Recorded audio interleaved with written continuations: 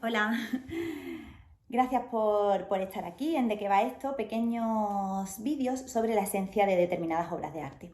Hoy tengo aquí un cuento que merece la pena leer. Es un cuento muy breve de Julio Cortázar que, aunque solamente ocupe un folio y medio, están dentro de él recogido las grandes propuestas que hace Cortázar a la literatura universal y por lo que va a ser un escritor de referencia para muchos de los escritores posteriores y va a servir de inspiración a los escritores surrealistas, vanguardistas y demás que vienen más adelante.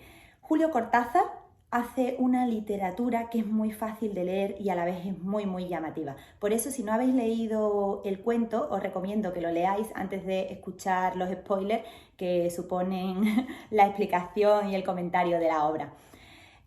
Además, para las personas que no les gusta mucho la literatura, siempre es una forma muy fácil de adentrarse en el mundo literario, porque los cuentos, ahora que en esta vida tenemos poquísimo tiempo siempre de todo, a lo mejor enfrentarse a una novela nos requiere más sacrificio y más capacidad de sacar tiempo para ella. Sin embargo, los cuentos son muy cortos y realmente merecen mucho la pena. Es un género literario que a lo mejor ha estado despreciado en algunos momentos, pero que con Cortázar llega a una de sus máximas expresiones, como también con Edgar Allan Poe, que son bueno, es el gran maestro del cuento por antonomasia. Todos cuando hablamos de cuentos nos acordamos de él y que fue también una inspiración fundamental para Cortázar.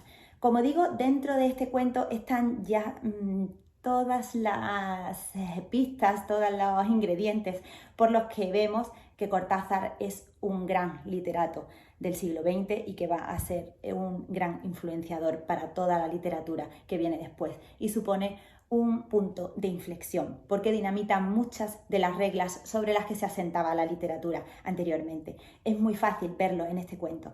¿Y de qué va? ¿De qué va realmente? Va de la fusión entre dos mundos, el mundo real y el mundo de ficción, el mundo imaginario. En este cuento lo que propone es un acercamiento hasta que llegan a una fusión completa de la realidad contra la ficción, que se convierten en lo mismo. Es, por lo tanto, una explosión del género fantástico y que nos gana por un knockout. Como él dice, Cortázar dice que, bueno, al final los cuentos lo que ganan es por eso, por dejarnos en shock. Y de hecho, el final de este cuento lo consigue. Bueno, y adentrándonos ya en el cuento directamente, el mismo título me parece increíble, quiero decir, continuidad de los parques. Y cuando terminemos de leer el cuento, vamos a ver realmente lo que significa esa continuidad y por qué Cortázar ha elegido los parques como la continuidad entre el mundo real y el mundo imaginario. Es decir, el camino que va a unir esos dos mundos hasta que se fusionen y se derritan en uno solo. Como digo, es una obra brevísima de un folio y medio y que está diferenciada en dos párrafos. El primer párrafo, que nos presenta a un lector que llega después de tener muchísimo ajetreo laboral, una persona muy ocupada y que se sienta en su sillón a leer el libro de una forma en la que el libro no le va a invadir porque está leyendo como si fuera una distracción, como si fuera pues un tiempo de ocio más. No es un lector en principio comprometido, ¿vale? Eso nos lo da la primera frase del cuento. Había empezado a leer la novela unos días antes. La abandonó por negocios urgentes. Entonces ya estamos aquí de lleno y rápidamente con dos frases súper escuetas en la vida del lector. Vamos a ver que a lo largo de todo el cuento no nos van a hablar de las características físicas de los personajes, solamente se nos van a dibujar los rasgos que realmente interesan para el desarrollo de la trama. Esa tarde, después de escribir una carta a su apoderado y discutir con el mayordomo, cosas importantes de verdad, pues volvió al libro. Arrellanado en su sillón favorito, de espaldas a la puerta que lo hubiera molestado como una irritante posibilidad de intrusiones, es decir, el lector está leyendo sin ningún tipo de molestia, se ha puesto incluso de espaldas a la puerta. Vamos a ver que eso luego es fundamental para el desenlace que tiene el cuento, porque está de espaldas, digamos que no quiere ni siquiera ser molestado para adentrarse dentro del libro, pero veremos que dice irse desgajando línea a línea de lo que rodeaba, es decir, se va metiendo ya por completo en la ficción. Entonces tenemos un mundo real, que es el lector, y se ha metido en un mundo ya de fantasía, un mundo imaginario, un mundo de ficción, que es la trama que nos propone Cortázar dentro de esa metaliteratura, que es un libro dentro del libro que estamos nosotros leyendo. Palabra a palabra, absorbido por la sórdida disyuntiva de los héroes, dejándose ir hacia las imágenes que se concertaban y adquirían color y movimiento. Es decir, el libro va dando esa vida, ese color y movimiento, que es una definición para mí increíble de lo que es la vida, va creando ya esos personajes y para el lector ya empiezan a cobrar esa importancia. Primero entraba la mujer recelosa. Vale, ahora tenemos el encuentro de los dos amantes dentro de la cabaña. ¿Eso qué significa? Significa que ya estamos de lleno completamente en el segundo plano. Es decir, hemos tenido una primera trama, una primera fase que es el lector, que para nosotros es ficción, porque nosotros también somos un lector que estamos leyendo un libro. Entonces tenemos esa primera trama, que es el lector leyendo el libro, y luego la segunda, que es los dos amantes que se encuentran en una cabaña. Aquí hace unas referencias a que ella juguetea, chupetea un poco la piel con sangre de él porque se ha cortado llegando rápido con una rama. Esto, bueno, nos deja ver también digamos, el mundo del vampirismo que Cortázar pues le gustaba mucho. Además, Cortázar era alérgico al ajo, con lo cual siempre suscitaba eso muchas bromas entre sus amigos, ¿no? Que si era un vampiro y tal. Aquí hace esa referencia como si ella absorbiera esa sangre con todas las connotaciones también que eso puede llevar, porque están hablando de un asesinato, de matar al marido de ella, y entonces pues ahí el vampirismo cobra también una connotación muy importante, porque y aunque he ido apuntando determinadas frases, yo creo que ahora merece la pena leer el resto casi completo. Viene una parte de todo este cuento que me parece magistral, absolutamente, porque creo que concentra en él varias de las cuestiones. Una, el devolvernos a la idea de que no estamos en esa cabaña con esos dos amantes, estamos en la cabaña con esos dos amantes que forman parte de un libro que está leyendo un señor que a la vez nosotros estamos leyendo ese libro, ¿no? Y además tiene entidad corpórea, tanto los amantes, porque ya para nosotros en esta brevísima exposición han cobrado vida, también ese señor de negocios que se ha tumbado plácidamente en su sofá a leer el libro, y nosotros, que es ya la tercera dimensión, la real, aunque podríamos hablar muchísimo de metafísica sobre esto, y entonces ahí rápidamente recompone todos estos planos. Es en la parte que dice, el puñal se entibiaba contra su pecho y debajo latía la libertad agazapada. Fuerza máxima del sentimiento, de las emociones que tienen estos dos personajes que van a cometer un asesinato. Cometer un asesinato unidos une muchísimo. Estos dos personajes ya van a estar unidos de por vida. Y continúa. Un diálogo anhelante corría por las páginas como un arroyo de serpientes. Esto me parece magistral, ¿no? Cómo ha conseguido tener en dos frases el puñal de ellos en esa situación tan tensa de decidir asesinar, bueno, decidir, ya está decidido de antemano, pero de tomar ya la determinación firme e irrefrenable de asesinar al marido de ella. Y luego, por otro lado, hablar de un diálogo anhelante, es decir, el diálogo que están teniendo los dos amantes, que es como un arroyo de serpientes que recorre las páginas de un libro, es decir, que son personajes que están dialogando en un libro que está leyendo el otro señor de negocios. Y se sentía que todo estaba decidido desde siempre.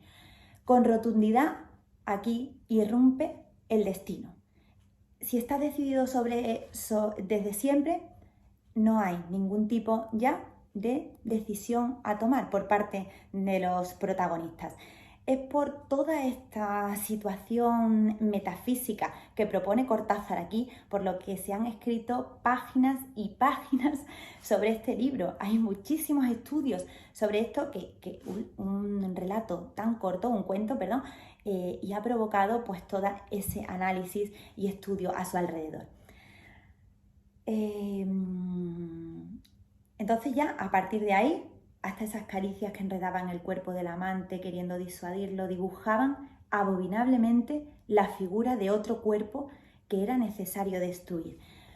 ¡Buah! Estamos en el plano más fantástico del cuento y está diciendo que los amantes están hablando de alguien del que están dibujando la silueta, que está tomando forma, se está haciendo corpórea, y esa silueta es justo la del marido de ella, que coincide con... Vamos a seguir leyendo. Nada había sido olvidado, coartadas, azares, posibles errores. Bueno, empezaba a anochecer. Así termina ese párrafo. Cuando el lector se pone a leer, también se hace referencia al momento del día que es. Cuando aquí se ha tomado ya la determinación firme de cometer este asesinato, también empieza a anochecer. Hay una linealidad de toda la cronológica del momento del día en el que es decir, el momento del día en el que el lector está leyendo es también el momento del día en el que está sucediendo esta situación de la cabaña. Y empezamos con el segundo y último párrafo. Sin mirarse ya, atados rígidamente a la tarea que los esperaba, atados para siempre, como decimos, un asesinato ata en conjunto, ata para siempre a esas dos personas que han gestado ese macabro plan. Se separaron en la puerta de la cabaña. Ella debía seguir por la senda que iba al norte. Él se volvió un instante para verla correr con el pelo suelto. El pelo suelto de ella corriendo por el bosque, esa imagen tan potente de libertad, es precisamente la razón por la que quieren matar al marido, ¿vale? Es decir, una amante corriendo por un bosque en esta situación, ahí es hacia donde queremos llegar, esa fuerza además que respira el amante para emprender esta hazaña. Él corrió a su vez, llega a la puerta cruza todo el parque, cruza el bosque de robles y llega a la puerta. Los perros no debían ladrar y no ladraron. El mayordomo no estaría a esa hora y no estaba, y qué maravilla cómo está ese amante viendo todas las situaciones que le había contado la mujer y que realmente se están sucediendo luego en la realidad. Esas explicaciones de ella para que cometa de una manera satisfactoria el asesinato son las palabras de esa mujer que lo vemos realmente en los ojos de él, pero escuchamos las frases de ella. Me parece increíble cómo hace esto. El mayordomo no estaría a esa hora y no estaba, subió los 3 peldaños del porche y entró. Desde la sangre galopando en sus oídos le llegaban las palabras de la mujer. Estaba recordando. Primero una sala azul, después la galería, una escalera alfombrada. En lo alto 2 puertas. Nadie en la primera habitación, todo está pasando como realmente ella le había explicado. Nadie en la segunda. La puerta del salón. Y entonces el puñal en la mano. Vale, esta última frase con la que termina el cuento es auténticamente culminante y además en este cuento tan breve, en una frase mínima, nos da esa bofetada fuerte al lector, pero no solo al lector del cuento, también a nosotros, que nos quedamos completamente noqueados y en shock por este final tan dramático. La puerta del salón, entonces el puñal en la mano, la luz de los ventanales, que esa palabra ya la utilizó al principio para describir dónde estaba el lector leyendo la novela. El alto respaldo de un sillón de terciopelo verde, también había utilizado, nos había descrito este sillón tan importante, tan extraño, porque no todo el mundo tiene sillones de terciopelo verde, quiero decir, es un sillón muy específico y que rápidamente nos lleva a pensar que es el mismo sillón o vaya coincidencia. La cabeza del hombre en el sillón leyendo una novela. Y ahí se termina. Realmente es el final de un cuento fantástico en el que, con la continuidad de ese parque, que para el lector es el bosque que está delante de donde está leyendo, y para los amantes el bosque que sale de la cabaña donde han tenido ese encuentro, a partir de ese parque, de una forma sutil pero a la vez continua y maravillosa, se produce la fusión de la ficción y la realidad. Y este es el cuento. Es verdad que hay que reconocer que el final está abierto, no nos describe un final en el que se ha producido realmente el asesinato, pero creo que eso ya no importa. Lo que importa es cómo metafísicamente se han desgranado en una sola fase la fantasía y la ficción y por otro lado la realidad. Es decir, esta maravilla que nos propone Cortázar en este brevísimo cuento es precisamente eso, la fusión entre esos dos mundos que nosotros vemos tan diferentes, nos sentimos tan a salvo, porque cogemos un libro, leemos una historia y nos sentimos a salvo de todo eso, como si eso no fuera con nosotros. Pero al final de este cuento no, al final de este cuento esa novela nos invade. Es decir, no es el lector el que va a un sitio y se produce el asesinato, no. Mientras está leyendo le invade la violencia que sale de esa novela. Entonces, además, con la mala suerte que el lector había puesto su sillón de espaldas a la puerta precisamente para no ser molestado. Bueno, pues se ha producido todo lo contrario. Ha empezado a leer un cuento y se ha visto involucrado irremediablemente en él. Desde luego, yo pienso que es verdad que no salimos nunca airosos de ningún libro ni de nada que leamos, porque todo influye en nosotros. Entonces este lector, que en un principio se había enfrentado a una novela sin mayor maldad, como tiempo de ocio, se ve al final completamente involucrado en la trama. En ningún momento dice que sea el marido de la mujer de la cabaña, pero es evidente que es así.